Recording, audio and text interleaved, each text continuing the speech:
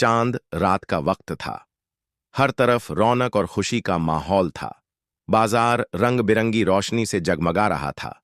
दुकानों पर लोगों की भीड़ थी। हर कोई ईद की तैयारियों में मशगूल था। मिठाइयों की खुशबू, खिलौनों की दुकानें और कपड़ों के स्टॉल, सब कुछ जैसे ईद की खुशियां बिखेर रहा था। अयान अपने अब्बू और अम्मी के साथ बाजार आया था। उसकी आंखों में चमक थी और दिल में ईद की उमंग।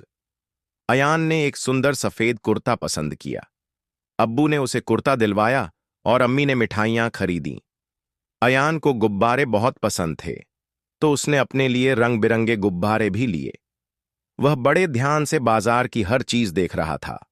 दुकानों में चमकते कपड़े, रंगीन चूड़ियां और खिलौनों की दुकानों पर बच्चों की भीड़ देखकर अयान को बहुत खुशी हो रही थी। अचानक अयान की नजर एक छोटे गरीब बच्चे पर पड़ी। वह फटे हुए कपड़ों में मिठाइयों की दुकान को बड़े ध्यान से देख रहा था। उसकी आंखों में अगली सुबह अयान और सारा ने नए कपड़े पहने। मस्जिद में ईद की नमाज अदा की गई और लोग गले मिलकर एक दूसरे को ईद की मुबारकबाद देने लगे। घर आकर अम्मी ने सेवैयां खिलाईं और रिश्तेदारों का आना जाना शुरू हो गया। अयान ने अपनी पॉकेट मनी से कुछ तोहफे और मिठाइयां गरीब बच्चों के लिए खरीदी थीं। उसने उन्हें ईद की खुशी में शामिल किया।